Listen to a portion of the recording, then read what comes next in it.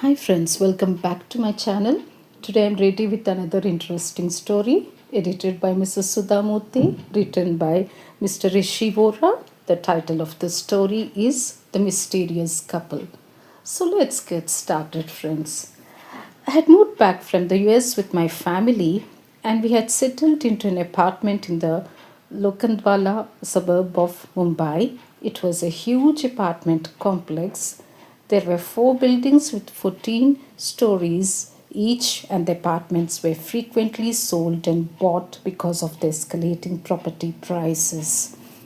As a result, we saw many new faces flitting in and out of the lobby even after 6 long years. But there were two faces that has always caught my wife's and my attention. They belonged to an elderly couple in their 60s who were constantly smiling and seemed to be full of zest for life. They greeted people who crossed their path but never slackened the pace of their walk to go beyond that. They always bore a serene expression, kept to themselves, and I never saw anyone visiting them.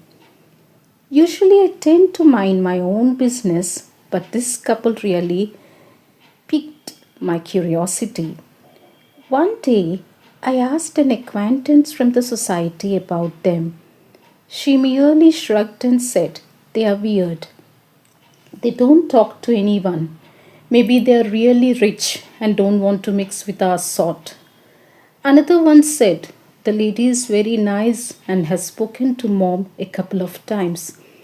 But when mom tried to ask details about her, she changed the topic. God knows what trip they're on." I casually asked resident after resident about them and got vague and differing opinions. The most extreme one was, "They are very creepy. I don't even get into elevator with them." As far as I am concerned, there was nothing creepy about them. They were just mysterious.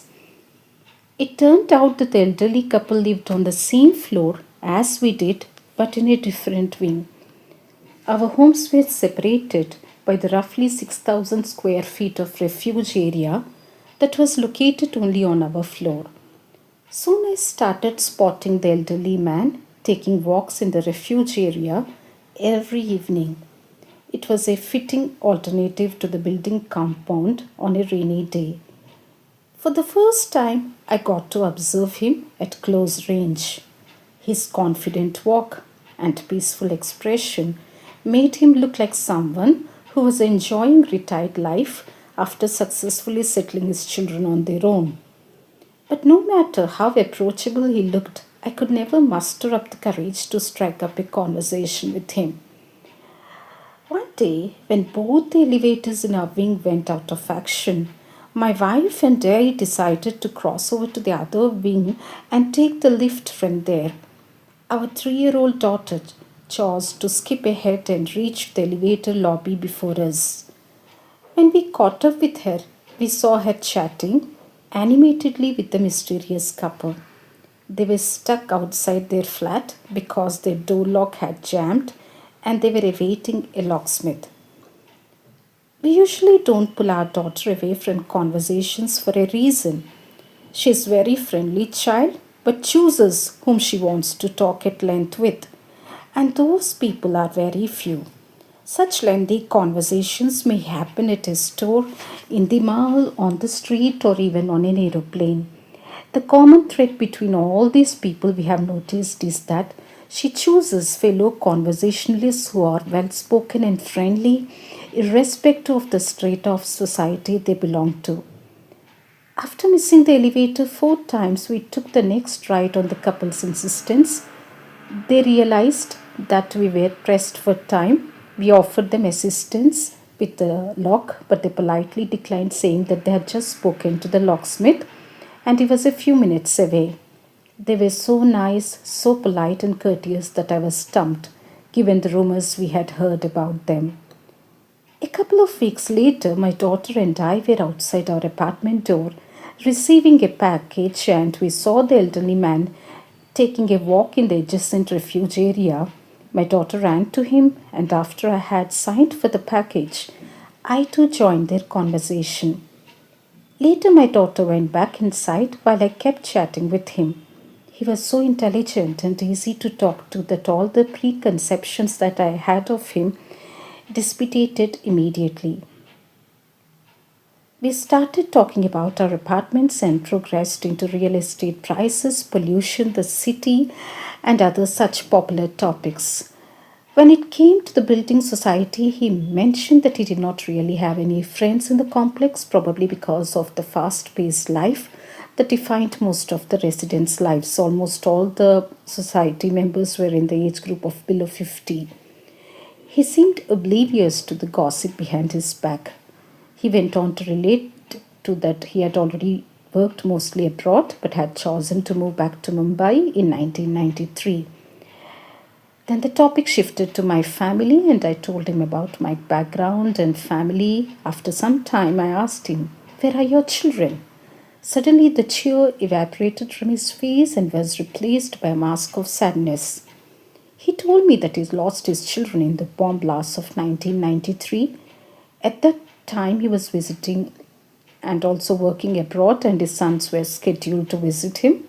They were at the passport office in Worli submitting the required documents when the blast had occurred. The last time he spoke to them was when they called him up just after they had triumphantly completed all their paperwork, and all that was left to do was wait till their stamped passports arrived home. But sadly, their dead bodies beat the passports to it. The boys were in their mid 20s at the time. Add to the tragedy, the old man's brother in law, who was roughly the same age as his sons, also died with them. As he gesticulated with his hands to describe the bomb blast, I froze to prevent the tears that collected in my eyes from rolling down my cheeks. He spotted the sadness in my eyes and immediately retrieved the usual cheer on his face, saying, "It's all fate." He then spoke about his old flat in one of the posh suburbs which had recently gone into the redevelopment to pave the way for an upscale society equipped with all the modern and luxurious amenities.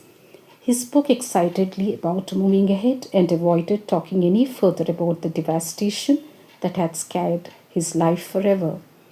After an 1 hour long conversation, I pulled myself away with great difficulty and went home.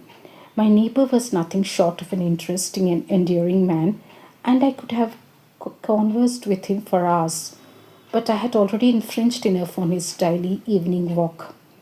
When I entered my apartment, I found my daughter on her bed. I hugged her tightly, being the affectionate person that she is. She always allows a 10-second hug before she starts trying to escape. But for some weird reason, she let me hug her for several minutes this time. I wondered if she had sensed my pain. But after the hug, she asked me for one of those kiddie scooters. The timing was perfect. I realized that thanks to my daughter, I had met an amazing and intelligent man whom I could have otherwise avoided and never spoken to beyond the customary greeting. Somehow, my little child could recognize the goodness of a person's heart.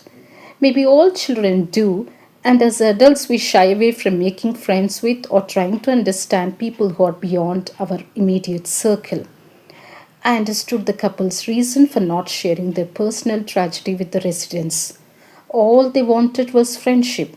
The personal tragedy would have invited only sympathy from others, and they wanted to move beyond it. Since the old man had trusted me with something so personal and painful, I decided to keep it to myself, and I felt somewhat special to be trusted with something so private. It got me thinking, had the elderly couple's sons been alive, they would have been well into their 40s now with families of their own. The couple would have experienced all the joys of being grandparents and have so much to look forward to.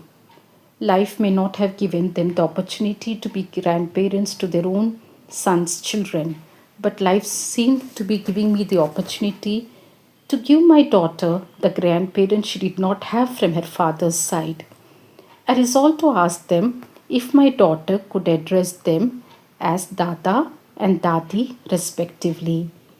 They say that we can only choose our friends but not our family. I say they are wrong. After meeting such remarkable people like uncle and auntie, I have learned that there are some people you can choose as family. So, friends, this is the end of this story. I'm sure you must also be touched by this story. It tells the trauma faced by an elderly couple after the sudden death of their children due to bomb blasts. It also portrays how well the couple accept the fate and move on, and also how calm and composed they are behaving under difficult situations. They are not even complaining, even they're not losing their senses. So, friends, next time you meet new people, don't be judgmental. Please try to understand what they are going in their personal and professional life. Thank you so much, friends, for listening to this audio story. If you like this story, please subscribe to my channel and also hype my video. Thank you so much for watching.